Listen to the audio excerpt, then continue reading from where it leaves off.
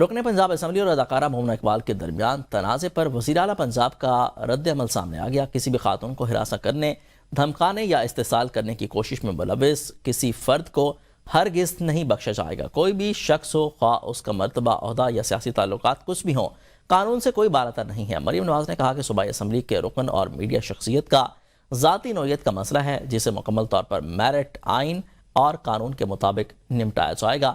ریاستی ادارے اپنی ذمہ داریاں آزادانہ، غیر جانبدارانہ اور آئین اور قانون کے مطابق سر انجام دیں گے۔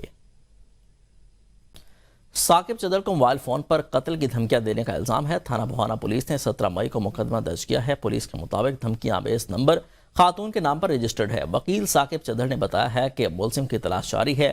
مومنہ اقبال کے سسرال کو بھی سیکیورٹی فراہم کر دی گئی ہے۔ مومنہ اقبال اور محمد حمزہ جے پی کا نکاح 1 جون کو ہوگا۔ مومنہ اقبال کی بہن رمشا اقبال کا کہنا ہے کہ شادی خاندان کی رضامندی سے طے ہوئی ہے۔